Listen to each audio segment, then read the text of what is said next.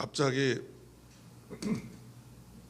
몸에서 생각지 못했던 이제 통증이 여러분 일어나면 여러분 먼저 어떤 생각을 하시게 되겠습니까? 왜 아픈가? 어디가 잘못되었나 하고 이제 덜컥 겁이 나기도 하고, 통증인데 생각보다 너무 심해지면 일단은 통증의 원인은 일단 2번이 되고 1번은 어떻게든지 이 통증 아픔을 좀 가라앉혀야 되겠다 쪽으로 이제 가게 되지 않겠습니까? 온 신경이 거기에 집중될 수밖에 없고, 그러면 이제 여러분 다 가정에 아마 상비약이 진통제는 아마 있으실 겁니다. 그래서 진통제를 찾고 진통제를 먹었는데도 해결이 안 돼요. 그러면 결국 이제 병원, 날이 밝는 대로, 밤이면 날이 밝는 대로 병원에 가야 되겠다. 아니면 더 심하면 이제 응급실을 가야 되겠죠. 지금 이제 뭐 아프면 안 된다, 지금 그런 상황까지 지금 되어 있다고 사람들이 얘기하지만, 그래도 우리는 일반적으로 그러한 방식으로 우리의 이제 통증과 질병의 문제들을 해결해야 됩니다. 그런데 사람마다 통증을 느끼는 정도가 다르잖아요. 선생님 앞에 가서 이제 의사 앞에 가서 이제 통증을 얘기해야 돼요. 그러면 어떻게 얼마나 아프십니까? 물어봤을 때 어떻게 아프다고 말씀하시겠어요? 10이면 10, 열이면 열, 아홉이면 아홉, 전부 다 똑같이 지금 죽을 만큼 아픕니다, 이렇게 아마 얘기하실 거예요. 그러면 통증의 강도가 있을 텐데 똑같아요. 모든 사람이 다 지금 죽을 만큼 아프다 그래요. 그러면 정확한 통증의 정도를 알 수가 없단 말이죠. 그러다 보니까 좀 객관적 기준이 좀 필요하다. 그래서 어떤 그 수치에는 1부터 100까지, 또 어떤 수치에는 1부터 10까지, 이게 통증의 강도를 이렇게 구분을 했단 말입니다. 정확하진 않겠지만 대략의 수치만 보아도 어느 정도의 통증인지는 짐작할 수 있게끔 이렇게 약속된 수치를 만들었는데, 이 통증 0은 통증이 없는 거고요. 1부터 시작해요. 그러면 10이 가장 극심한 통증입니다. 그래서 10의 통증은 어떤 경우냐 하니까, 여성이 아이를 출산할 때의 고통을 10으로 기준으로 삼아서 거기서부터 거꾸로 내려오는 거예요. 그래서 1부터 3까지는 참을 만한 가벼운 통증이, 4에서 6번 정도까지 통증은 무시할 수는 없지만 그래도 견딜 만한 통증, 7번부터는 일상생활이 어려워서 병원에 가야 되고, 7번이 넘어가면 입원을 요하는 통증이다. 근데 이렇게 이제 나눈다는 말이죠. 그럼 거꾸로 얘기해서 다르게 적용해서 우리의 삶의 평안함의 수치를 만약에 여러분 한번 매겨보라고 하면 0부터 10까지, 0은 아주 평안한 거예요. 0부터 1까지는. 그러면 10번은 아주 그냥 고통과 통증과 이런 상태라서 평안이 없는 상태라고 생각한다면, 여러분들 수치를 한번 0번부터 10번까지 매겨보십시오 하면 여러분 몇 정도 된다고 얘기하시겠습니까? 지금 대답할 필요는 없으세요? 저는 답을 요구하지 않고 여러분 마음으로 한번 점수를 한번 매겨보십시오. 나의 지금 평안의 상태는 몇 점 정도 되는가? 근데 오늘 말씀에 등장하는 두 사람이 있습니다. 바울과 실라. 빌립보 감옥에 갇혔던 두 사람이 겪은 고통의 정도는 1부터 10까지를 따졌을 때 몇 정도 되겠는가 생각해 보는 겁니다.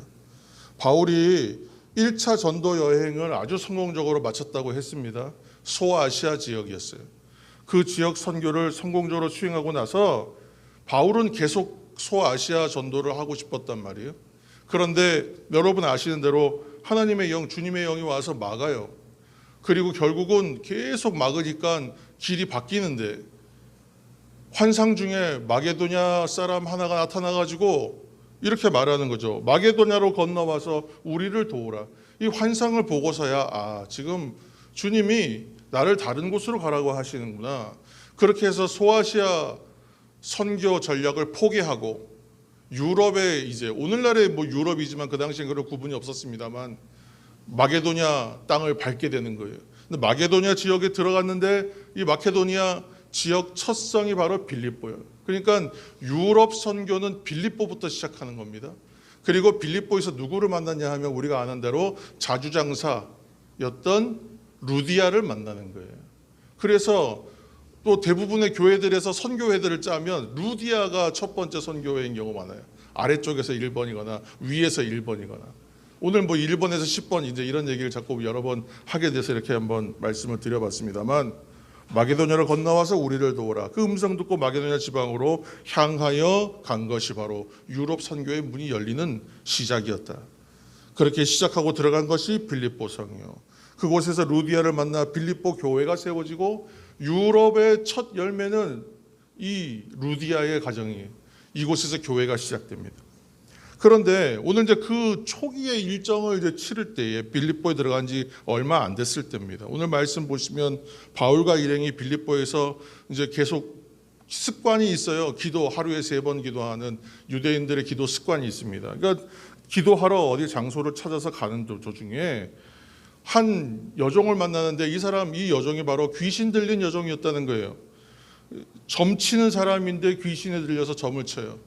그러니까 아주 그냥 아마 잘 맞추고 아주 기가 막히게 맞췄던 것 같아요. 그러니까 지금 이 여종을 데리고 있던 주인이 아니고 주인들 그랬는데, 이 여종을 관리하는 주인들에게는 큰 이익을 주는 귀신 들려서 점치는 여종이 있었다. 그런데 이 여종에게 들린 귀신이 알아본 거겠죠, 바울을. 바울이 어떠한 사람인지 바울과 그 일행을 알아보고 회방하는 거예요. 바울과 일행을 쫓아다니면서 괴롭게 하였다, 성경은 얘기하고 있습니다. 바울을 알아보았기 때문에 바울이 이곳에 왜 왔는지 아는 거예요. 회방하고 시비 걸고 계속 큰 소리로 얘기해서 주변의 시선을 모아서 자꾸만 불편하게 만듭니다. 방해하고 싸움을 걸어봐요. 영적 전쟁이에요. 그런데 이 싸움의 결과는 우리가 아는 대로 어떻게 끝났습니까? 18절 말씀입니다. 화면을 한번 보시기 바랍니다. 18절 함께 읽겠습니다. 이같이 여러 날을 하는지라 바울이 심히 괴로워하여 돌이켜 그 귀신에게 이르되 예수 그리스도의 이름으로 내가 내게 명하노니 그에게서 나오라 하니 귀신이 즉시 나오니라. 아멘. 예수 그리스도의 이름으로 명하노니 그에게서 나오라 선포하니까 귀신이 즉시로 나오게 되었다. 이 영적 전쟁이 너무 쉽게 끝나버렸어요. 예수님 그 이름에 권세가 있다. 우리가 기도할 때 그래서 예수님의 이름으로 기도하는 이유가 다 거기 있습니다. 예수님 우리 중보자 되시는 것도 있지만 그 이름에 권세가 있다는 거예요. 여러분 꼭 기억하시기 바랍니다. 그래서 이 여종은 이제 붙들렸던 귀신으로부터 자유하게 되었습니다. 이 여종은 너무 잘 됐어요. 영혼이 붙들려 있다가 그 영혼이 자유롭게 되었으니까 얼마나 잘된 일입니까? 그러나 이 일로 인하여 막대한 피해를 보게 된 사람들이 있다. 손해본 사람들이 있다는 거예요. 이 여종이 귀신 들려서 그것으로 돈을 벌던 사람들에게는 정말 재앙이 닥친 거 아니겠어요? 오늘 그래서 19절 말씀 보시면 여종의 주인들은 자기 수익에 소망이 끊어진 것을 보고 이제 돈을 벌을 수 있는 방법이 없어진 거예요. 그러니까 바울과 실라를 붙잡아서 장터로 관리들에게 끌어갔다가 그래서 바울과 일행을 고발합니다. 관아에 가서 거짓 고변을 할 뿐만 아니라 뒤에 말씀들을 보시면 거짓 증언까지 합니다. 그래서 이 유대인들이 와서는 우리의 이 삶의 터를 아주 소란스럽게 합니다. 우리는 로마 사람들인데 우리들에게 이상한 배우지도 못하고 따라하지도 못할 이상한 풍속 그거 갖고 와서 풍기를 물러나게 하고 미풍양속을 해칩니다. 이게 막 소요를 일으킵니다. 고변을 한 것이죠. 그래서 바울과 실라가 귀신 들린 여종을 치유한 것 때문에 이 양심을 품고 고발하고 모함까지 한 것입니다. 성도 여러분, 오늘날 내게 이익이 되는 일이라면, 내가 돈 벌 수 있고 내가 이익되는 일이라면 그것도 그냥 작은 뭐 무시할 만한 작은 이익이 아니라 무시할 수 없는 큰 이익을 얻는 일이라면 여러분 양심을 팔아버리고 악한 일을 서슴지 않는 사람들이 있지 않습니까? 사람들 입에 들어가는 먹거리까지 속여서 팔잖아요. 뻔히 건강에 위해가 되는 줄 알면서도 속여서 그거를 오히려 건강식품으로 파는 경우도 있어요. 다이어트 약이라 그래서 팔았는데 알고 보니까 뭐 마약 성분이 들어있질 않나. 별별 일이 다 있는 세상입니다. 그러니까 원산지도 속이는 것은 뭐 당연한 것이고, 뭐 포대를 이렇게 바꿔가지고 묵은 쌀을 새쌀인 것처럼 속이기도 하고, 뭐 이 정도는 약과라고 하더라고. 이렇게 양심을 저버린 행위가 가능한 것은 내가 돈을 벌 수 있다면, 내게 이익이 될 수만 있다면 얼마든지 라고 하는 생각들이 오늘 시대에 팽배하다는 것입니다. 타인의 건강이나 안전에 해가 된다고 해도 나와는 상관이 없다. 그러나 우리 그리스도인들은 다릅니다. 달라야 되는 것이죠. 왜냐하면 우리가 믿는 하나님이 어떤 분이시냐면, 오늘 이 말씀을 기억하시기 바랍니다. 하나님은 온 천하보다 한 영혼을 귀하게 여기시기 때문에, 나와 이 사람이 직접적인 관계가 없다 할지라도 하나님께서는 이 땅에 있는 모든 영혼들을 기뻐하시고 그 영혼들을 소중히 여기신다는 거예요. 타인에게 함부로 할 수가 없는 이유가 거기에 있습니다. 그런데 지금 죄도 없고 잘못도 없고 악한 자들에 의해서, 이 악한 고변에 의해서 바울과 실라가 붙잡혀 끌려갔습니다. 22절과 23절 말씀 보시면, 무리가 일제히 일어나 고발하니 상관들이 옷을 찢어 벗기고 매로 치라 하여 많이 친 후에 옥에 가두고 간수에게 명하여 든든히 지키라 하니. 아멘.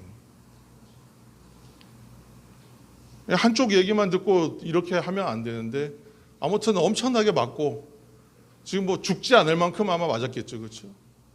엄청나게 맞고, 이 억울하게 지금 감옥에 갇히기까지 했다. 뭐 잘못한 게 없는데 이렇게 됐습니다. 그러니까 우리 오늘 말씀에 보시면 억울하게 붙잡혔어요. 억울하게 붙잡혀 또 말할 수 없는 수치와 고통을 당했습니다. 아까 고통의 수치가 얼마쯤 될까요? 여쭤봤잖아요. 여러분 어떻습니까?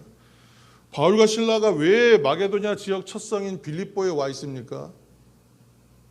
자신의 뜻과 상관없이 하나님께서 가라 하셔서 거기 오지 않았습니까? 성령의 인도하심을 따라 온 거 아니에요? 이곳에 왜 왔습니까?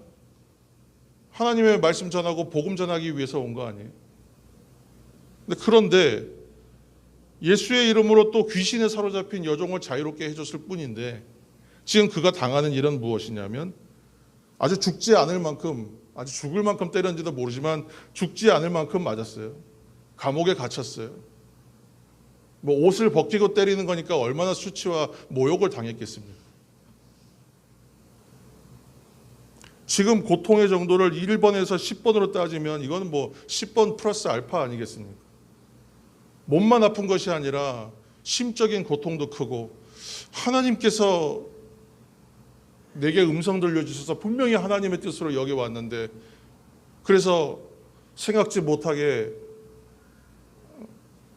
루디아라고 하는 여인을 만나서 이 선교의 문제도 잘 풀려가고, 이곳에서 복음 전하라고 하신 하나님의 뜻이 성취되는구나, 기뻐하기에도 잠시 어떻게 이런 일을 당할 수가 있는가, 그렇게 생각하지 않겠습니까? 육체의 고통과 억울함과 수치심과 모욕감과 심적인 고통이 얼마나 그 정신적 타격도 있습니다. 그리고 지금 자신의 현실은 뭐냐면 손발이 다 착고에 묶여서 감옥에 갇혀 있는 시절. 잘못한 것이 있어도 지금은 고통스러운 일입니다, 이 자체가. 그런데 잘못한 것이 없어요. 억울하게 썼어요, 누명을. 그리고 이런 험한 일을 당해요. 그러면 그 고통은 어떻겠습니까? 말할 수 없는 거예요. 말로 할 수 없는, 말로 설명할 수 없는 고통입니다. 다시 말씀드리지만 하나님의 뜻에 따라 하나님의 일을 하면서 이러한 일을 당했을 때에 사역자의 정신적 충격은 더 클 수밖에 없어요. 연약한 사람들은 소망이 끊어질 수도 있는 겁니다. 영적으로 흔들리는 상황이 될 수밖에 없어요. 그런데 놀라운 일이 일어나는 거예요. 오늘 여러분 말씀 함께 읽을 때 우리 25절 말씀 함께 읽겠습니다. 25절 중요한 말씀이죠. 25절입니다. 한밤중에 바울과 실라가 기도하고 하나님을 찬송하며 죄수들이 듣더라. 아멘. 오늘 여러분 이 말씀 한 절을 분명하게 기억하시길 바랍니다. 우리가 너무 잘 알고 특별할 것이 없어 보이는, 너무 잘 아는, 너무 당연한 너무나 당연해서 특별할 것이 없어 보이는 말씀이에요. 그런데 여러분, 오늘 말씀 가운데 25절 처음에 언제이냐면 한밤중에 그랬어요. 한밤중에. 여기서 지금 밤은 단지 시간을 말하는 것이 아닌 것 같아요. 그렇지 않습니까? 단지 그냥 깜깜한 밤, 늦은 밤이었다라고 하는 시간을 알려주는 것이 아니에요. 지금은 한밤중이었다는 거예요. 바오르과 실라에게 있어서는. 인생에 여러분 어두운 밤의 시간들이 여러분 존재하지 않습니까? 여러분 참 기가 막히게 속상하고 아프고 괴로운 일이 생겼을 때에는요, 그러면 그때가 진짜 깜깜한 시간 같아요. 그래서 뭐라고 표현해야 합니까? 큰 충격을 당하면 눈앞이 캄캄해진다 그러는 거예요. 그래서 빛이 없는 상태, 빛을 잃어버린 상태를, 희망이 없고 소망이 끊어진 상태를 말할 때 밤으로 표현해요. 어떠한 소망, 어떠한 바람, 어떠한 기대 가질 수 없는 그런 밤의 시간이 바로 한밤중에, 도저히 잠들 수 없는 시간이 바로 한밤중이에요. 한밤중에는 잠자는 시간입니다. 그런데 그들이 잠을 이룰 수 없었어요. 그런데 보통 사람들 같았으면 지금 뜬 눈으로 밤을 지새우면서 인생의 어두운 밤의 시간들을 괴로워하고 절망하고 낙심하고 한숨 쉬고 있어야 될 그 시간인데, 이 시간에 두 사람 무엇하고 있었습니까? 먼저 하나님께 기도했다는 거예요. 또 뭐 했습니까? 하나님을 찬양했다는 거예요. 할렐루야. 여러분, 기도와 찬양했다는 겁니다. 가장 어쩌면 깊은 절망의 시간, 실망하는 시간, 절망의 자리에서 바울과 실라는 하나님 바라보고 기도하고 찬양했다는 거예요. 고통과 절망의 일이 닥쳐오면 하나님께 나아가서 기도하고 찬양하는 거 당연한 거 아닙니까? 우리 생각할 수 있잖아요. 그러나 여러분, 정말 어렵고 힘들었을 시간들 한번 생각해 보시기 바랍니다. 여러분, 기도할 수 있던가요? 기도의 입이 떨어지던가요? 여러분, 너무 힘들고 당황하면, 너무 낙심하면 입술도 떨어지지 않는 거예요. 왜 고통과 절망이라고 하겠어요? 기도조차도 쉽지 않다. 너무나 당연히 알고 있는 것조차도 하기 힘들다. 이때는 내가 정신을 차리고 힘을 내야지. 여러분, 우리가 몰라서 그것을 못하는 게 아니지 않습니까? 할 수 없을 때가 있다는 거예요. 그만큼 기도조차 쉽사리 나오지 않는다. 나로서는 도저히 감당도 안 된다. 해결할 방법도 없다. 그러니까 원망과 한숨밖에 나올 수밖에 없는 거예요. 분노가 치밀기도 하고요. 그런데 어떠한 걱정과 어떠한 근심과 어떠한 고민을 우리가 밤새도록 한다고 해서 그 문제가 한치도 나아지지 않는다는 것을 우리는 잘 압니다. 아무리 울고 또 울고 땅을 쳐봐도 이 문제는 되돌려지지가 않는다는 거예요. 그때 우리는 오늘 바울과 실라, 억울하게 매를 맞고 억울하게 갇혀있던 절망스러운 그 한밤중에 기도와 찬양으로 하나님께 나왔던 이 두 사람을 여러분 기억하게 되기를 축원합니다. 절망스러운 순간에 우리 마음에 불평과 원망과 의심만 가득하다면 우리 존재와 인생이 무너지고 마는 것이라는 것을 여러분 생각하시기 바랍니다. 그럼 도대체 이 두 사람은 어떻게 그런 상황에서도 기도하고 찬양할 수 있었을까? 오늘 우리가 그 부분을 봅니다. 오늘 성경에는 이런 부분이 우리에게 상세하고 정확하게 그렇게 설명되어 있고 기록되어 있지 않습니다. 그러나 우리는 알 수 있어요. 선하신 하나님께서, 하나님은 선하신 분이잖아요. 하나님 좋으신 분이잖아요. 여러분 믿으십니까? 하나님 선하신 분이에요. 좋으신 분이에요. 그러면 하나님 손에 붙들려 있는 것은 다 선하게 된다는 것을 여러분 기억하시길 바랍니다. 좋으신 분이 그 손에 붙잡고 있는 것은 좋게 된다는 것을 여러분 생각하시기 바랍니다. 전능하신 하나님께서는 능치 못할 일이 없으시다는 것을 여러분 기억하시기를 바랍니다. 우리가 달려가고 있는 믿음의 경주를 얘기하고 있는데, 믿음의 경주에는 넓은 길을 갈 때도 있어요. 하나님께서 그리스도인들, 믿음의 사람들이라고 해서 맨날 험한 길, 좁은 길만 보내시겠어요? 넓은 길 대로로 달리게 하실 때도 있단 말입니다. 그러나 그 반대로 좁은 길도 있습니다. 평탄한 시간도 있지만 넘어지는 시간도 있는 거예요. 그러나 그때에도, 내가 넘어졌을 그때에도 하나님께서 우리를 방치하거나 외면하시거나 아니면 나를 떠나 계신 것도 아니라는 것을 여러분 기억하시길 바랍니다. 그때에도 동행하시고 함께 하신다는 것을 여러분 기억하셔야 돼요. 그래서 우리는 고난이 유익이 된다는 말씀을 항상 얘기하는 거예요. 고난이 유익이 된다. 고통과 고난의 시간을 통해서 그때 하나님 은혜 더 분명하게 체험하기 때문에, 우리가 힘들고 어려운 시간 보낼 때에 손잡아줬던 그 손길이 가장 귀하고 여러분 기억에 남는 거잖아요. 여러분 인생에 가장 힘들었을 때에 나에게 한번 따뜻한 말 건네준 그 사람이 정말 고맙고 그 도움이 감사한 거잖아요. 그것처럼 고난의 때에 만난 하나님의 은혜가 어느 때보다 더 선명하게 보이기 때문에 마치 하나님께서 고난 속에다가 은혜를 감추어 두셨었나 싶을 만큼 고난을 통해서 은혜를 선명하게 발견하게 되는 것입니다. 완전하신 하나님, 신실한 하나님을 믿는 믿음은 어둠의 때나 빛의 때나 동일하다. 완전하신 하나님, 신실하신 하나님을 믿는 믿음은 일어설 때나 넘어질 때나 동일하다. 항상 하나님을 신뢰하게 되는 거예요.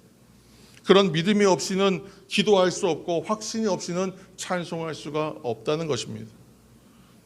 자, 이제 고통과 절망의 순간에도 하나님을 향한 믿음으로 기도하고 찬송한 이들에게 어떤 일이 일어났습니까? 26절 말씀 함께 보겠습니다. 26절입니다. 이에 갑자기 큰 지진이 나서 옥토가 움직이고 문이 곧 다 열리며 모든 사람의 매인 것이 다 벗어진지라. 아멘. 살아계신 하나님, 하나님께 살아계시다는, 여기서 얘기가 끝났어도 괜찮을 것 같아요. 그렇죠? 이렇게 해서 해피엔딩하고 끝 할 수 있어요. 그러나 오늘 얘기는 여기서 끝이 아닙니다. 하나님께서 우리 고통 가운데 변함없이 함께 하시고 모든 것을 다스리신다는 것을 여러분 믿으시길 축원합니다. 우리에게 사랑하는 독생자 아낌없이 내어주신 분이 바로 우리 하나님이세요. 우리를 구원하셔서 우리를 자녀 삼아주시고 우리를 믿음의 경주 가게 하신 것도 하나님이세요. 그 하나님께서 여러분과 저를 고통의 길, 고통의 과정 우리가 지나게 하실 때에는 하나님의 더 크고 높으신 생각과 계획이 있다는 것을 여러분 생각하시길 바랍니다. 우리가 미처 생각하지 못하는 일들이 있습니다. 우리가 그런 일들을 많아요. 전화위복이라는 말을 쓸 때가 있어요. 어쩌면 평탄했으면 알지 못했을 텐데, 문제가 없었다면 몰랐을 텐데, 오히려 이러한 생각지 못한 일들을 겪으면서 내가 가고 있었던 길의 문제점, 내가 생각하고 있던 생각의 문제점들을 발견해서 오히려 그것이 더 복으로 바뀌었다, 오히려 더 잘 됐다. 여러분 그런 시간들이 있지 않습니까? 하나님께서 미처 생각하지 못하고 미처 경험할 수 없어서 우리가 알 수 없는 것이 무엇이냐면 하나님의 뜻을 알 수가 없어요. 하나님께서 이러한 은혜를 보여주심으로, 깨닫게 하심으로 하나님의 뜻을 더 선명하게 보여주실 때가 있다는 것입니다. 나는 하나님의 뜻이 무엇인지고 여쭤보고 하나님의 뜻이 무엇입니까? 기도하고 있었는데 어떻게 나에게 이런 또 고난의 문제를 주시고 고통의 문제만 주시는가? 여러분 그렇게 오면 하나님의 응답이 시작되는구나. 여러분 오히려 기대하시면서 오늘 바울과 실라처럼 믿음으로 오히려 확신하시고 뒤에 다가올 일들에 대한 기대감을 가지시고 찬송과 기도하시는 여러분들 되시길 축원합니다. 지금 갑자기 땅이 막 흔들리고 지진이 나서 감옥문이 다 열립니다. 그리고 몸을 묶고 있던 이 수갑 이런 것들이 다 한 번에 다 풀려버렸다는 거예요. 기적이 일어났어요. 전혀 기대할 수도 상상할 수도 없는 일들이 벌어졌을 때 어떤 일이 있습니까? 27절입니다. 간수가 자다가 깨어 옥문들이 열린 것을 보고 죄수들이 도망한 줄 생각하고 칼을 빼어 자결하려 하거늘. 아멘. 누구에게는 지금 이 기적적인 일들이 절망에서 벗어날 절호의 하나님의 기적의 사건이라면 어떤 사람에게는 거꾸로 절망으로 떨어진 사건이, 오늘 간수에게 와서 당부했잖아요. 단단히 잘 지키라고. 그래서 착고를 든든하게 채워서 깊은 곳에다가 처박아 놓고 그냥 철통같이 지키겠다고 했는데 잠깐 졸다가 깨어보니까요, 땅이 막 흔들려서 깨어보니까 감옥문 다 열려 있고 수갑은 다 풀어졌고, 그건 나중에 확인했겠지만 문이 다 열려 있으니까 다 도망하고 한 명도 없겠구나 생각하니까 절망스러운 거예요. 그러니까 이거는 볼 것도 없는 거예요. 그래서 스스로 칼을 빼서 자결하려고 했다. 소망이 없고 믿음이 없는 사람의 행동은 이것이 오히려 정상스러워 보여요. 소망이 없고 믿음이 없는 사람들은 결국은 어디로 갑니까? 끝없이 가다가 결국은 좋지 않은 생각들을 하는 곳으로 이른다는 것입니다. 포기한다는 거예요. 그때 바울이 크게 소리치는 거예요. 우리가 여기 있으니 당신 몸을 상하게 하지 마시오. 자결하려는 간수를 만류합니다. 그래서 정신이 번쩍 들어 이것 정말인가 해서 쳐다보았더니 등불을 비춰서 확인해 보니까 바울과 실라와 죄수들이 다 있다는 거예요. 짧은 시간에 내가 죽어야겠구나 생각할 만큼 그렇게 순간적인 절망을 경험했던 자신의 죽음을 만류한 사람이 누구냐 하면, 그렇게 매를 두들겨 맞고 붙잡혀 와서 자기에게 험한 꼴 당하면서 감옥에 수감되었던 두 사람이었다는 거예요. 이상한 사람들이었거든요. 감옥에 갇혀서도 뭐가 그렇게 좋은지 노래를 크게 부르고 찬송을 부르고 또 알 수 없는 기도를 하고 그러던 사람들이었단 말이에요. 그런데 이들의 기도와 찬양 소리를 들은 사람이 간수만 있었던 것이 아니라 그 옥문에 갇혀 있었던, 감옥에 갇혀 있었던 모든 죄수들이 다 들었습니다. 이 사람들이 기도하고 찬양하니까 놀랍게 지진이 일어나고 옥문이 열리고 사슬이 다 풀리는 것을 다른 죄수들도 똑같이 경험한 거예요. 수갑이 다 풀려버리는 거예요. 깜짝 놀라지 않았겠습니까? 도망하지도 않았어요, 이 사람들도. 그래서 바울과 실라만 쳐다보고 있는 거예요. 이제 어떤 일이 벌어질 것인가? 이제 무슨 일이 벌어지려고 하나? 이때 놀라운 일이 생기는 거예요. 간수가 두 사람 앞에 엎드려요. 그리고 이렇게 물어봅니다. 내가 어떻게 해야 구원을 받으리까? 죽음에 이를 만큼 절망을 경험한 사람은요, 오늘 이 간수는요, 전혀 생각지도 못한, 잠시 전만 해도 전혀 일어날 수가 없었던 일이 자신에게 일어나고 있는 것을 지금 경험하고 있습니다. 한밤중에 고통과 절망으로 가득 찬 그 밤에 하나님을 향하여 믿음으로 기도하고 믿음으로 찬양한 두 사람으로 인하여 그 절망의 밤에 한밤중에 옥문이 열리고 풀리고 그런 기적뿐만이 아니라 복음이 전파되는 선교도 열리고 있었다는 거예요. 한밤중에 절망의 밤에 그때에도요, 하나님 함께 계셨고요. 그때에도 하나님은 졸지도 않고 주무시지도 않고 쉬지 않으시고 눈동자 우리를 바라보시는 그 눈으로 지켜보시면서 눈동자같이 지키시면서 일하고 계셨다는 거예요. 사랑하는 성도 여러분, 나로서는 할 수 없는 일이지 않습니까? 나로서 할 수 없는 일투성이잖아요. 나는 할 수 없는 거예요. 그런데 하나님은 하실 수가 있어요. 하나님 하세요.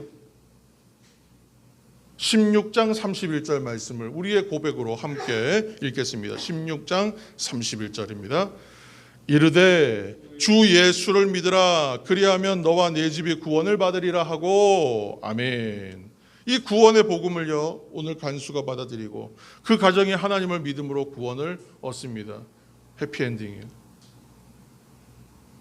놀라운 극적인 변화를 체험하고 구원을 얻습니다.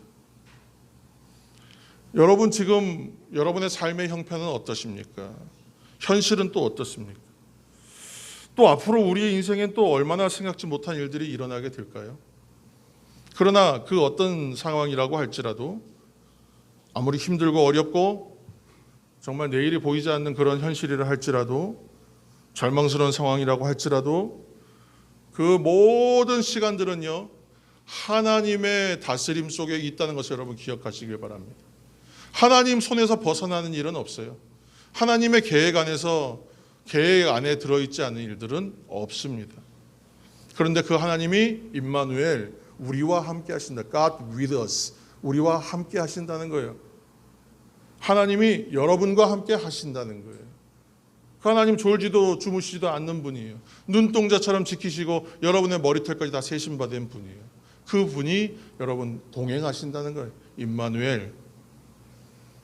임마누엘의 하나님은 어제도 오늘도 내일도 변함없이 우리와 함께 하신다는 거예요. 지금까지 우리가 생각지 못했던 하나님의 방법대로 우리의 삶을 이끌어 주셨고 앞으로도 그렇습니다. 여러분 절망의 밤이 있어요. 없었으면 좋겠어요. 그러나 있어요. 절망의 밤이 어떤 방식으로도 우리에게 또 올 거예요.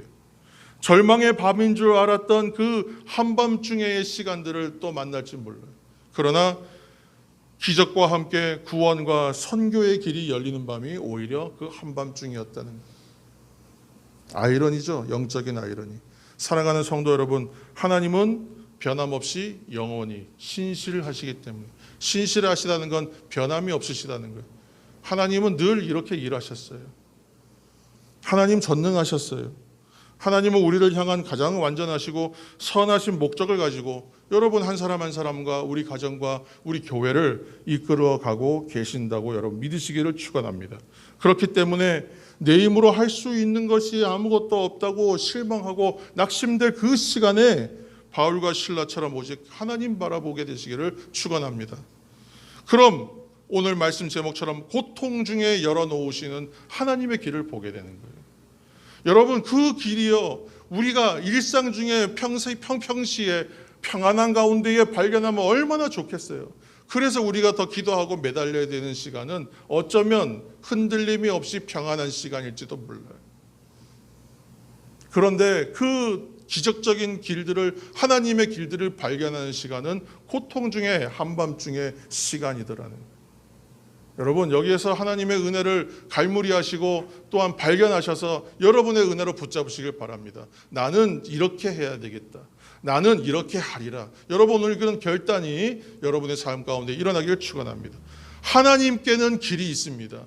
사람들은 길이 없다고 말하고 세상의 길이 다 막혔다고 절망하는 순간에도 하나님의 길은 있다는 거예요. 하나님이 그것을 우리에게 언제 보여주실지는 알지 못해요. 그러나 오늘 극심한 고통이라고밖에 말할 수 없는 상황에서 고통 중에 길을 보여주시는 하나님께서 우리에게 길을 보여주실 것이라는 것입니다. 하나님은 모든 것을 하실 수 있습니다. 그래서 고통 중에 절망 가운데 한밤중에 하나님의 길을 열고 보여주신 것입니다. 하나님을 사랑하는 자 곧 그 뜻대로 부르심을 입은 모든 자들에게는 모든 것이 합력하여 선을 이루신다는 것을 여러분 믿으시기를 바랍니다. 함께 기도하겠습니다.